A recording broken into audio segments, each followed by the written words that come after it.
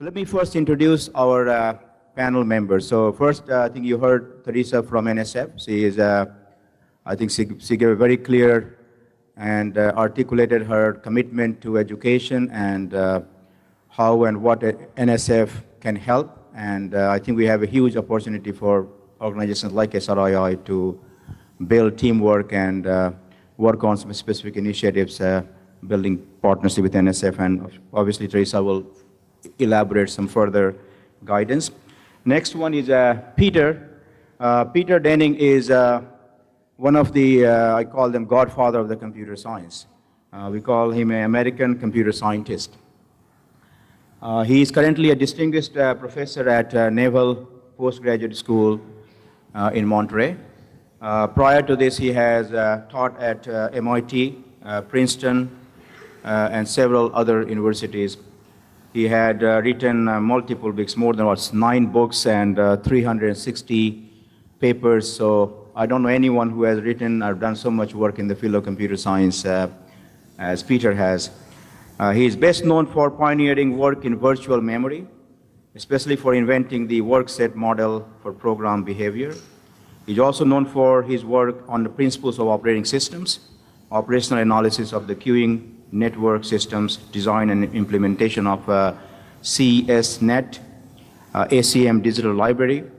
And Peter and I had a unique opportunity to work a couple of years ago on a program called Rebooting Computing, and I have been immensely impressed with his passion and vision for driving computing tools and technologies. And one of his recent focus is driving great principles of computing innovation as a skill at the K-12 pipeline. So I think that's one of our focus areas for us to discuss. Then we have Raj Shah. Raj has, again, a very unique background. Raj started his career studying physics, quantum mechanics and solid-state physics. He was working to finish his PhD, and in the middle, he decided to go for business. He did his MBA from Ahmedabad School of Management. Then he came to Wharton, where he did his PhD. And from there, he has taught at MIT, Yale, Princeton, Penn State, and currently he is a professor of economics at Chicago University. And he is on board of many for-profit and non-profit organizations, and I'm very delighted to have Raj being part of this panel session. And then we have Coursera, as many of you have been talking, and Julia was here in the innovation showcase and talked about this, a very exciting company called Coursera, which is really pioneering the field of online education. And I think they have very exciting tools, technology, programs that Julia will show you, and where they are, where they're headed, and how we all can benefit from Coursera type of technology, tools, and institution. So with that, let me first get our panelist speaker, Peter. Peter, would you want to use your slides? So before I get to Peter, let me talk about the focus topic we want to discuss are in 3 areas. One around K-12 education. And this is where Peter will share his vision, thoughts, and his leadership. Then around online education, where we have a company like Coursera to share where we are going, what are the pros and cons. And then finally, collectively, we will discuss university education, what is working, what's not working, how do we really drive, and then more importantly, how do we get industry leaders connect with universities in driving the curriculums going forward.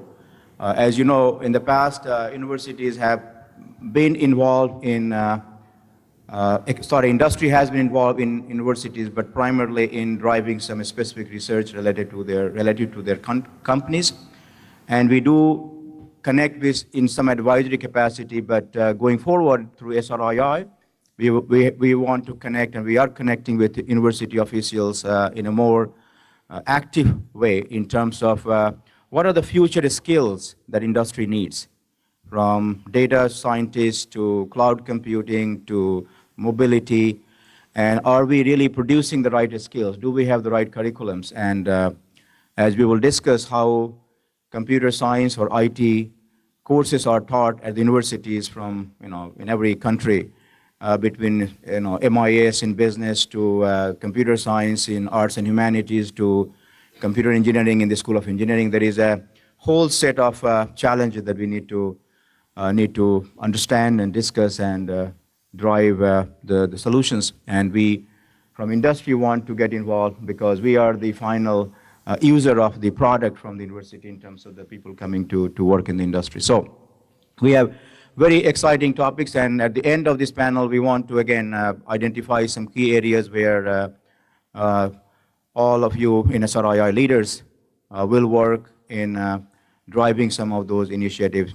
As you heard from Theresa, and I think all of you understand, we are driving many initiatives in SRII, but if I have to pick one, the most important initiative, obviously education innovation should be and will be the #1 initiative that affects almost every other initiative we drive, whether we drive healthcare IT or cloud computing and mobility and emerging market. Education is the common denominator, and it's one of the most important focus that affects each and every society, industry, and individuals at large. So with that, let me hand over to Peter. Peter? So I'm interested in innovation that's actually happening. So this is taking place throughout the pipeline from K-12 all the way up through universities, and I have some comments on each stage here. So my focus has been on education innovations in computer science. And a starting point for me is this chart that you see here, which shows the enrollments in computer science up through 2009. The baffling thing about this chart that nobody really understands is that there was a huge decline from about 2000 to 2008, looks like, of over 50% in the number of people enrolled in CS majors when they come into college. This is happening at a time when the job market is producing lots and lots of jobs for computer people, and the gap is getting wider between the ability of universities to produce the people and the needs of the marketplace. So this is, nobody really understands quite why this has happened, but it has happened.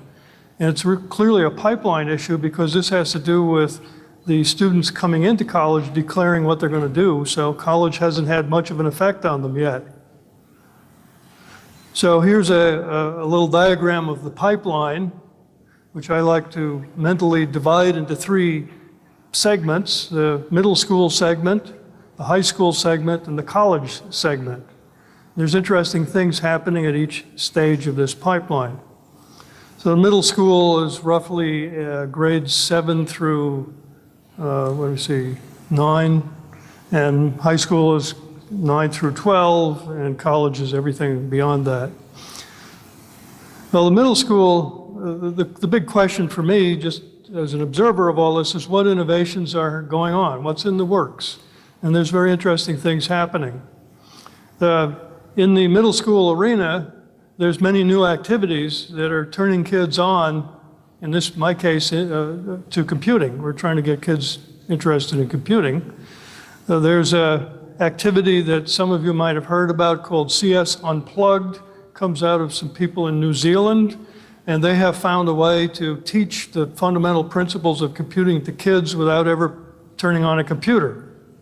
The principles themselves transcend computers. They help the kids do things in their everyday life. The activities of that really have been very successful in turning kids on.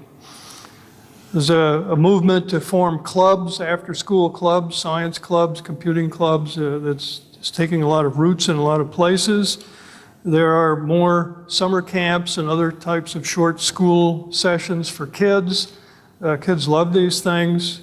We're discovering from these things that kids love robots, for example, Lego things that turn into robots. A good way to get them started. And there's been a growing interest in badges, which are inspired by Boy Scouts and Girl Scouts, so kids can earn badges and show them off to their friends and use them as emblems that they've become participants in a community, a computing community. So these types of activities are growing. They are new. They're trying to augment whatever instruction is going on by operating as after-school activities, so they're not trying to directly get into the curriculum, which is, of course, much more difficult. Now, the middle area of this, actually I should say the middle segment, which is the high school area, is a more difficult area. Some of the teachers who are involved with this call it a black hole. And here's some of the things that are relevant to computing. 50% of the high schools have no computer course. And those of us in computer science find that rather odd because computing affects so many fields of science and engineering and society and business. Most of the computer courses that do exist are so low level, they're keyboarding or how to use Microsoft Word, that not even the NCAA will accept them as credit towards athletic academics. The current advanced placement course specializes in Java and has turned out to be a disaster. Fewer than 35% of the high schools actually use it. In all the advanced placement programs that exist, computer science is the least used by a wide margin from all the rest. And finally, there's many policy constraints on the teachers. Teachers that I know in high schools are very creative people, but yet their opportunity to be creative is so limited by school policies they can't actually accomplish very much. So that's the challenge, that's the environment there. A lot of people consider the high schools to be the biggest challenge, but yet there's things going on that give us hope. Some of the examples there is with support from NSF, there's been a development of a new advanced placement course on computing principles. There's been a lot of sign up by universities who have created new first courses that are based on computing principles so that students in the new advanced placement program would be able to enroll, get credit for those first courses, which is of course the whole point of the advanced placement program. There's a group of teachers now numbering 10 to 12,000, I don't know the exact number, but they keep growing, called CSTA, Computer Science Teacher Association, and they're growing in numbers and influence, and they are going to be having a strong influence on how the high schools move forward.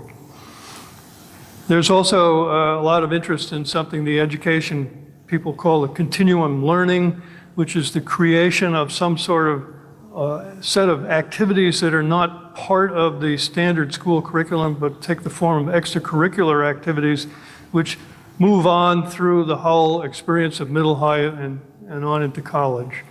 Trying to keep students involved in some sort of computing learning community as they move along and not get sucked into any black holes that might be found on the way. Now in the college area, there's always innovations going on there, but some of the ones that are interesting today, there seems to be a growing amount of involving students in projects of all sorts and types rather than just having them sit in the classroom. So I call that more project orientation. There's more and more use of online resources. There's a lot of very good online resources out there, and professors are using them to support what they do with their students. And right, here we go. Finally, there's a whole bunch of new kinds of delivery methods which are actually being put into practice and not just being talked about. For example, there's the distance learning, which is the delivery to students who are not on campus. There are hybrid models where you have students coming to campus for short, intense workshop type activities and then use distance learning via internet to do the rest of their work. And then lately there's been a whole lot of discussion about the MOOC, a new acronym. If you haven't heard before, you ought to learn MOOC. And it means massively online open courses, basically free courses online. The acronym is borrowed from other things, like there's a lot of online games called massively multiplayer online games, MMOGs, and games, some of your favorite games, like one of mine is the World of Warcraft. So I play that in my spare time when I find spare time. But, huh? What's my handle? I'll tell you later. What's my level is I've got several 85 characters. So, but these massively online games have turned out to be immensely popular, and now the whole concept is moving into courses in education. So this is something we're all paying a lot of attention to. So the beginning of this was started a couple of years back when Peter Norvig of Google offered his AI course online and found very quickly 160,000 people from all over the world signed up for it. And that sort of was like a jaw dropper for a lot of people. How could so many people be interested in a course from all over the world? And a lot of others have tried putting up free online courses and found similar kinds of responses. So you're typically seeing, not typically, but not unusually seeing 100,000 people sign up for a course. Now, of course, this is not the normal way of doing business, is it? You know, in university, we have 35 or 40 students in a course, but nobody knows how to deal with 100,000. So there's a whole lot of players starting to get involved in this. Some of the early players are Khan, Coursera, which you'll hear about in a few minutes, Udacity, Carnegie Mellon, Stanford, MIT, Harvard have all made major announcements in this area. Berkeley's joined in, many others. So there's a lot of players coming in here trying to be the first movers in this area. And there's also, as this discussion goes on, a large amount of questions coming up that nobody has answers to, but people are looking for answers to. One of them is how to deal with a high dropout rate. Some of these courses, 160,000 people will sign up, and only 10,000 of them will actually make it to the end. So it sounds like a high dropout rate, but on the other hand, if you ever tried to run a class and you had 10,000 students reach to the end, that's a pretty significant change of practice from whatever you've been doing. The second big issue is the business model. Right now, everything is free, but as you know, there is no such thing as a free lunch. Somebody's got to pay for it. There's a lot of faculty involvement required to do this. Who's going to pay for that? Where is the revenue going to come from? Nobody has good answers to that right now. I think there's a lot of hope that somehow we'll find the answers, but at this point, we don't have the answers. One possible answer has to do with selling certificates. Nobody has any idea what kind of market there is for certificates or even how to go about doing that. Another area of concern is high production quality. Students who use online resources have come to expect good production quality, and simply putting a video camera into a classroom does not produce good production quality. There's a lot of experimentation going on with short segments. Instead of having a 50-minute lecture, you have, say, a bunch of 10-minute lectures with question answers in between, and some very creative methods are being developed to try and do that. Then there's a whole question around honesty, integrity. Students sign up, students take exams. Do you really know, are they really, the people who take the exams really the people that signed up, et cetera, et cetera, et cetera. So nobody has good answers for that. So none of these things are game stoppers, but they're just typical of the new kinds of questions that have come up in this environment that need to be answered, and we don't have answers yet.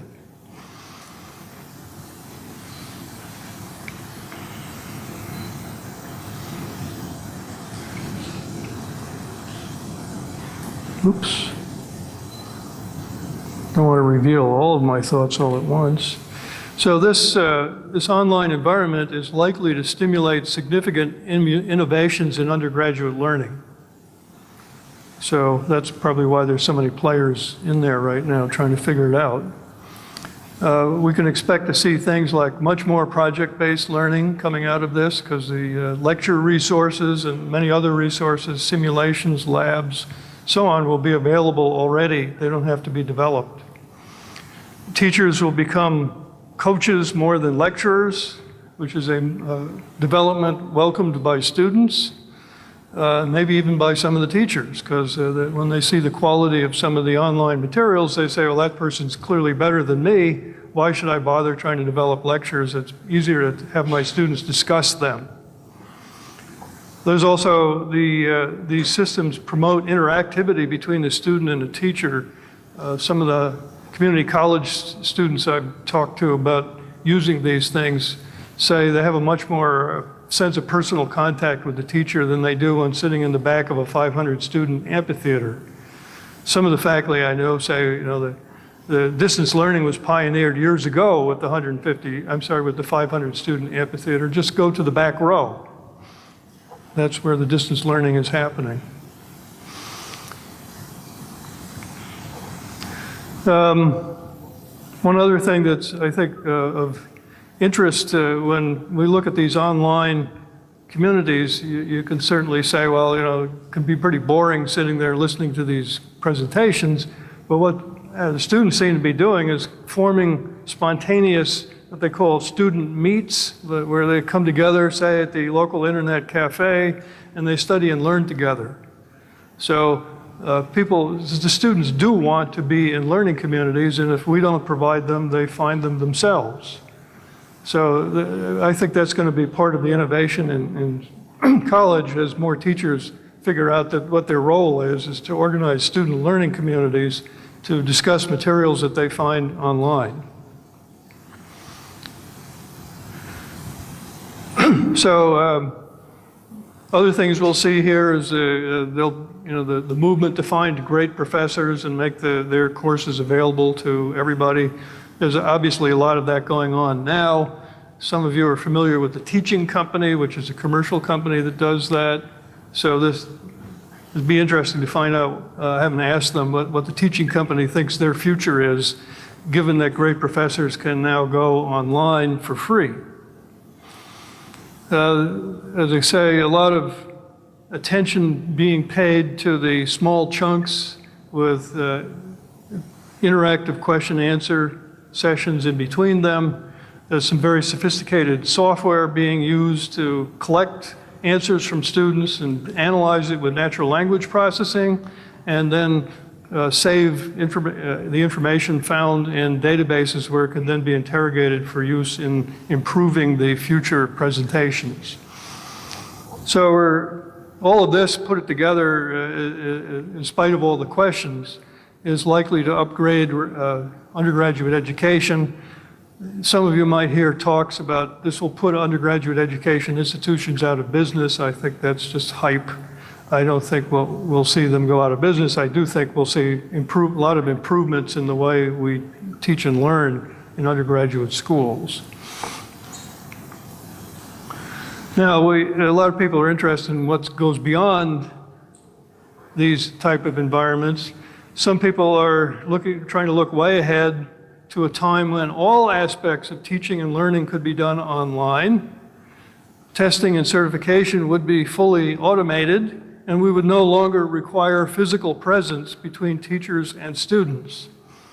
So this type of environment has been speculated about many times by many people, and now it looks like we're getting closer to it, and some of us wonder whether this is a place we actually want to go. We often hear the term telepresence come up in this to mean not in some cases the telepathic presence of the teacher with the students, but when we don't have physical presence anymore. The comments that I have to make do not necessarily apply to the Cisco system called telepresence, which is a very sophisticated VTC, video teleconferencing system. So can we get to this place of no physical presence between teacher and student, and is this a place we actually want to go? Well, for me, the answer to this has to do with the stages of learning. Well, as educators, we worry about levels of expertise in a domain. So pick your domain. In my case, it's computer science. Each of you has your own domain. But inside your domain, your community almost certainly recognizes levels of expertise. I call them beginner, rookie, competent, proficient, expert, and master, 6 different levels, all representing higher and higher levels of skill and expertise in that domain. The beginner is the person who just got there and doesn't know anything. The rookie is somebody who's been there for a short time and knows a little bit, but not enough to be competent.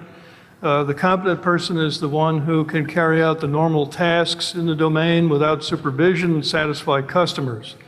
Proficient person is one whose expertise is admired and sets a standard of performance for others.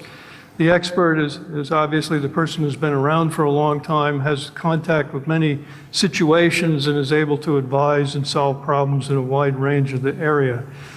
The master is somebody who's developed a really deep expertise and actually has made contributions that have changed the field. So these are levels of learning that could be attained.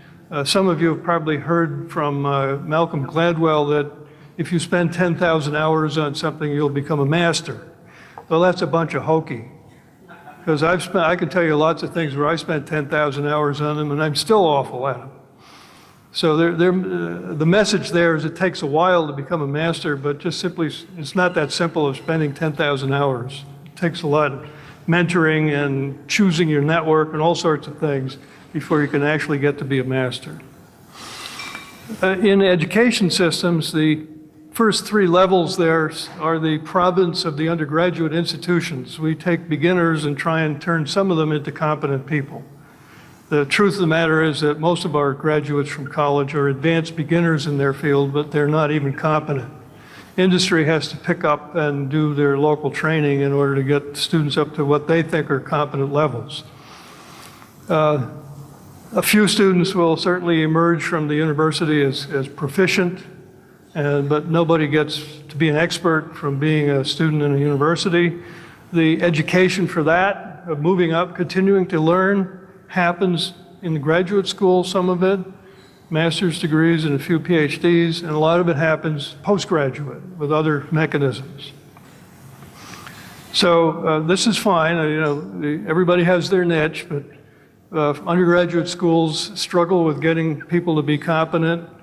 Graduate schools try and work with proficiency and maybe a little bit of expertise, and there's other mechanisms in the marketplace to deal with the rest of it. One of my favorite essays is by Hubert Dreyfus. Some of you might recall there was a little book about 10 years ago called On the Internet. Hubert Dreyfus has been a technology philosopher and skeptic for many years, and he has an essay in there about telepresence where he goes deeply into the meaning of telepresence and the meaning of these stages of learning, and concludes that it's very unlikely that telepresence will be able to take us beyond competence, maybe possibly proficiency in some cases. But if we want to have learning environments that bring people up to the level of expertise and mastery, it's not going to happen in telepresence. You need the physical presence of the mentor. And he has a long discussion of why that would be so, but it basically has to do with the ability of people, teachers, to experience and understand the moods of the students as they're trying to learn and work with those moods. Nobody has figured out a way that anybody can competently sense the mood of any student who is not physically present with them. So there's a very serious issue around that, which we're going to still need apprentice relationships between mentors and more experienced people and less experienced people, and there's a limited amount that telepresence is going to be able to do for them, which is fine. We're social animals. We like being together. Here we are in this room being together. So an example of this is that some form of telepresence coupled with the idea that the students are finding with their student meets, coming together in learning communities, that could help augment the online resources in a way that gives the sufficient amount of physical presence with mentors that let those learning processes work. So in conclusions here, I see innovations happening all the way through the education pipeline at every stage of it. I see high schools as probably the most challenging part of it. I think a lot of other people see the high schools as the most challenging part. There's some progress being made there. And we see many experiments with telepresence now starting up, and there'll be many more, and we're going to learn a lot from these experiments about what works and doesn't work. The possible end state of eventually getting to a point where we don't need any physical presence at all is a hypothetical state that we'll never attain and we probably don't want to attain. So that's my overview of the pipeline, and over to you.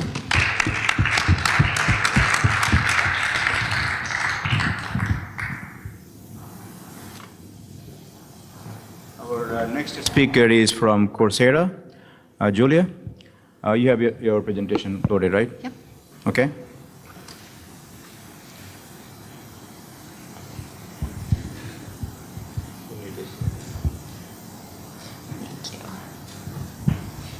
Hello, my name is Julia Stiglitz. I manage the business and community development team at Coursera. Coursera actually started as a Stanford experiment back in the fall. So 3 Stanford professors decided to do something. They decided to teach their classes online. And they created a scalable platform in which they could teach those classes. They sent out a few emails, and something pretty remarkable happened. Andrew Ng, one of the co-founders of Coursera, his machine learning class is one of the more popular classes at Stanford. It normally has about 400 students. When taught online, he was able to reach 100,000 students. It would have taken him 250 years to reach that many students at Stanford. What those 3 classes showed was what was possible, that it was possible to have a really high quality course at a very, very small cost and reach an enormous amount of students. And this was happening against the backdrop of a time when many students don't have access to these sort of courses. And then even students in the US who do have access to universities, many of them can't afford it. So we think of the cost of medical care and how much that has risen. And that's nothing compared to the cost of education, which has gone up 559% since 1985. And then there's the question of quality. So even the students who are able to graduate from universities with a BA, only a little over half of them are actually working in jobs that require undergraduate education. So many of them are questioning what was the value of their undergraduate education. They're having trouble paying back their loans. Thomas Friedman was able to capture the spirit of what we're trying to do in a way that only he could. He said big breakthroughs happen when what is suddenly possible meets what is desperately necessary. So those 3 classes showed what was suddenly possible, that it was possible to have really high quality courses at a very, very low cost. And what is desperately necessary is the reality that students face right now. Okay, great. So the company officially launched in April. We launched with 4 partner universities: Princeton, Stanford, University of Michigan, and University of Pennsylvania. And since then, we've seen just enormous growth. We announced last week that we had 12 more university partners, so Duke, University of Edinburgh, and others, and that we've reached over 800,000 students. And our growth rate is just accelerating. I guess we've discovered that students really like high-quality courses for free. And they're from all over the world. So we have students from over 190 countries. You can see which countries are represented there. So what makes this different? You know, there's been online courses for a long time. What's different about what we're doing and what a couple other companies and nonprofits are doing? I think one thing is that these are real courses. So they have a start date, they have assignments, they have deadlines, and at the end of it, they get a statement of accomplishment, some sort of certificate that shows that they've mastered the material. And you can actually see the deadlines here on the graph. They're the spikes, which indicates that procrastination is actually a universal concept. A key component of our course is this idea of practice. So this is a study that was done in Science last year, and what it shows is even basic retrieval, asking students to just repeat back what they learned, leads to increased levels of mastery. And so there are ways in which we've incorporated that into the design of our platform. So basic retrieval is just one way of practice. There's lots of other ways that we're working on the platform. So there's multiple choice, there's short answer, which is here. There's basic programming assignments, which I'll show you in just a minute. We can evaluate mathematical expressions and derivations, and all in an automated fashion. So that you don't need 10,000 TAs in order to grade 100,000 students' work. But what about the humanities? Daphne and Andrew, initially when they were talking to universities and they were talking to literature professors at Penn and Princeton, they said, oh, you can use multiple choice, it's fine. And this obviously did not go over that well with history professors and literature professors. And so we had to come up with something else. And what we came up with is a peer grading model. And studies have actually shown that there's a really high correlation between how students evaluate each other's work and how professors evaluate their work. And there's actually an even higher correlation between a student's self-assessment of their work and the professor's grade, if that student is incentivized appropriately. And so we have a massive peer grading system in several of our classes running where students are trained on a rubric and then they have to evaluate each other's work. Sociology 101 is one of the classes using it, human-computer interaction, which is they do a lot of projects in that class. They're evaluating each other's projects through rubrics and in a peer grading model. And finally, I think one of the most important components of our platform is this student interaction, or this community that's emerging out of these classes. And it is a truly global community. They're interacting on our forums, answering each other's questions. The median response time is 22 minutes, so you can ask a question, inevitably someone in the world is up and will answer it. And they're also forming study groups. So they're forming these groups along all sorts of lines. They're forming virtual study groups with, I saw one that was Hungarian students that were all over the world that wanted to study in Hungarian. So they created a study group, they created a Facebook group for them in order to be able to interact, and they engaged with the course material together. They're also in-person study groups. So this picture here was actually taken in San Francisco. Eight students from human-computer interaction decided to get together and study. And I dropped in on them in this coffee shop and observed what they were up to. And they all had their own individual motivations for wanting to be together and to learn together. But it was pretty amazing to see. And then we also have students that are just organizing social meetups around these courses. Tomorrow Coursera is actually doing a barbecue. And we sent out a note to some of our students. We thought about 50 people would attend. Our office manager was going to grill the burgers. We had 900 people RSVP, so we had to rethink the logistics there a little bit. But as I think back on my undergraduate and my graduate education, so much of it was about my peers and the types of interactions that I had with them and the types of conversations that I had with them. And thinking about how that we can make that happen on an online platform is one of the things that we're actively working on. So I guess to conclude, I just want to consider for a minute what it would look like if everyone in the world had access to a free quality education, what that would look like. Education would become a fundamental right. It would be something that we would just expect. Learning would become something that's lifelong. So right now, formal learning is confined to those 4 years that you're in undergrad and maybe you go to grad school. What if it was something that was lifelong, that you took courses throughout your whole entire life? And then finally, just thinking about how much talent it would uncover.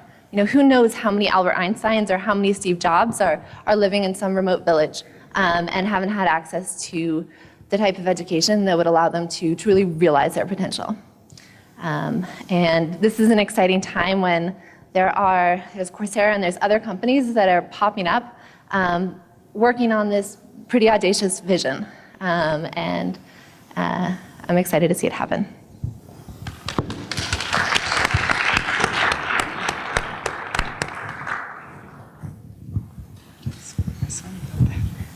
All right, so let me now, we will come back to the Coursera presentation about online education. And again, I'm in touch with the founder, Andrew Young. And In fact, I'm supposed to meet with them in next week to discuss some of our specific work we want to do together, and I will want many of you to connect, share your ideas. But let me now, you have heard Theresa this morning, and I would like to have Theresa say a few more words from what she has heard about the subject of innovation, driving innovation in education. That's something she deeply cares. She is still an educationist. She's still a professor by her background. So Theresa, would you want to say a few words? Me? I'm going to look up some of this stuff. This is really encouraging. I've not gone down to study some of these IT innovations, and I'm already getting ideas of how just remarks made by the last two speakers and some of their ideas could contribute to tackle this bigger challenge, I think, across all grade levels and engage industry in the discussion. Thank you. And from SRII point of view, there are a couple of things we plan to do out of this discussion. And again, I will come back and have open Q&A with you. One is on online education, I just said, with Coursera. We are right there here in Silicon Valley. And I am very excited in terms of what the work they're doing. And as Julia mentioned, it is online is not just about students, it's about every one of us. Education is a lifelong process. Gone are those days what we learn in school, that only goes so far. We have to learn and relearn almost every day. So I think this online is a very, very important sort of tool that provides us a new way to be more productive, as well as build a better and more educated society. With Peter, as you heard, Peter is deeply committed to education and innovation. And what Peter and I plan to do is build some teamwork around with SRII and Naval Postgraduate School. And I'm very pleased to see Theresa this morning has offered some guidance, some ideas, some proposals that we can look into. And in fact, I will encourage many of you to, again, Theresa's presentation will be posted online. So please take a look and come back to us. What are the things we can connect or even develop a proposal? Theresa has lots of money. That's one good thing. So she gives out what, a few hundred millions of dollars of grants every year. So I think a group like this with such a bright people from industry, academia, and research organizations together, I think that we can definitely add some very unique value.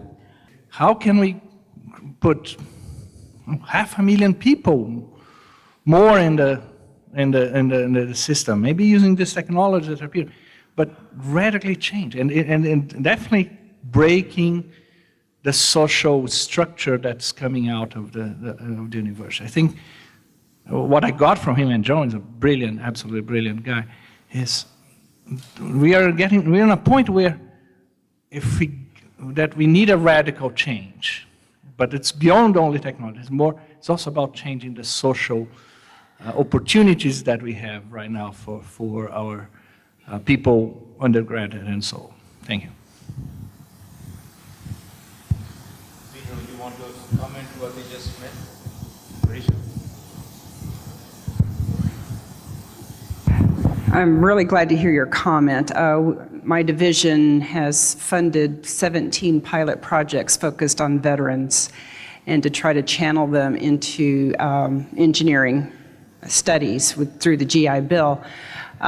It also speaks to the more general idea of non-traditional students, like the mother who returns to work or to school and things like that. So, but I'm still working on a veterans initiative to see how to make it more efficient, and I'd like to get the name of that speaker. Okay. Okay, got it. But it's a big interest at NSF, actually.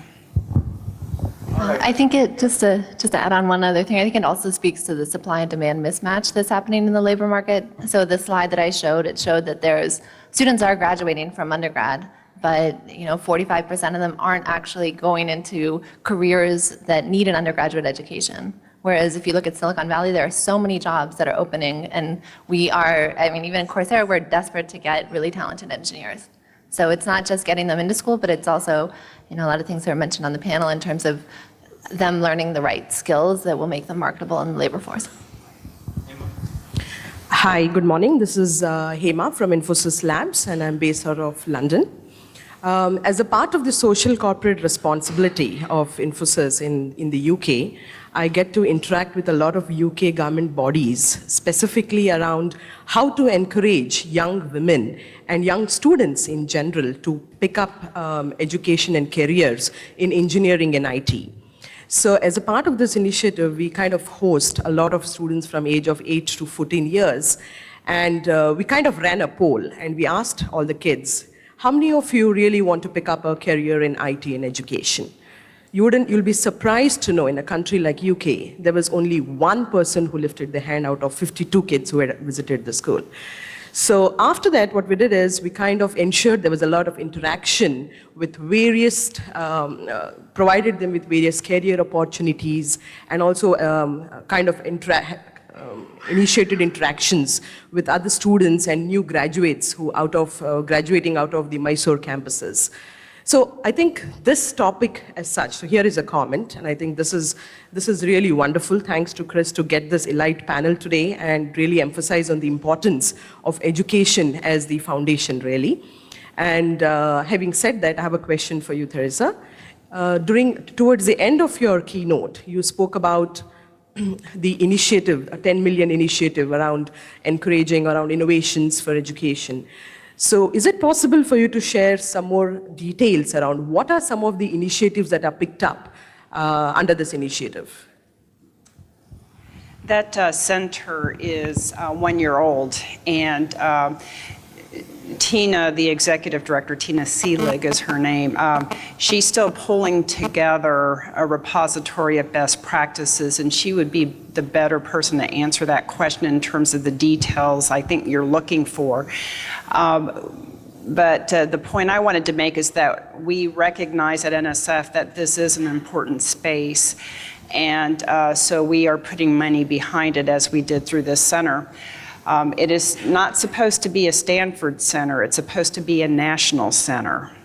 And Tina already, before she even got this grant, works with many international partners. If you don't know her, I think you would enjoy meeting her.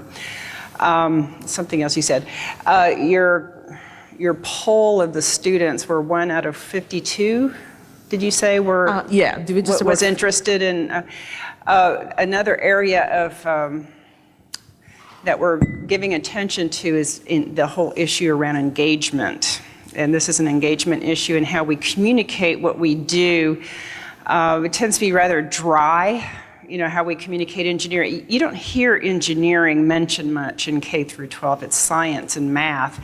And and there's nothing wrong with science and math, but to your point, there's a lot of undergraduate biologists that can't find a job, or they're doing lab work that's beneath their skill set, really. And so we're working on this whole issue about how we communicate what we do and the whole issue behind engagement at the K through 12 level. Absolutely, and thank you very much. I cannot agree more with you. After the communication and the engagement, there were around 14 of them who finally said, yes, we would like to go for a career on this. Thank you very much. Let me answer some part of your question in terms of connecting or finding more details about NSF project. Chris, you need to use your mic. I'm going to ask Arijit from my team to be the contact person from NSF, and I'm going to work with Theresa to identify some of the key contacts within NSF that we can connect. So I will suggest you connect with Arijit, and Arijit will be your kind of point person to what are the projects out there that we need to connect. And of course, I will work with Theresa to get all the further guidance. I will also get Peter Denning connected with us in terms of looking at some of the mega projects. But for more day-to-day interaction, I'm going to ask Arijit to be our point person. So please connect with her. Hamid, you got a question?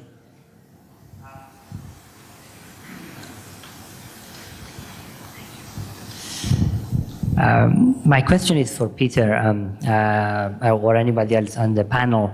Basically, you talked about the vision or the trend of massively online courses. Do you see any bigger trend of transformation in the education system, in the sense that basically the university may be transferred into some online courses, or the university have to from now be prepared for such massive online transformation, bigger than just online courses being offered? For Coursera? Julia? Anybody on the panel? Yeah. Let's start with Julia. Yep, sure. Yes. So I think it's happening. There's a lot of conversations that are happening with our partner universities around how these courses are actually transforming the in-person experience of the students at those universities. So most of them are starting to use what's called a flipped classroom model. So students go home and they actually watch the lectures and of their professors teaching, and then when they get to class, they're engaged in discussions or projects or experiments, and it's a much more engaging type of learning, and I think that's really exciting. This is a great discussion, and I think this is just a starting point, and I urge all of you to get involved and participate and drive leadership in all these areas. And so let me, again, please join me in giving big hand.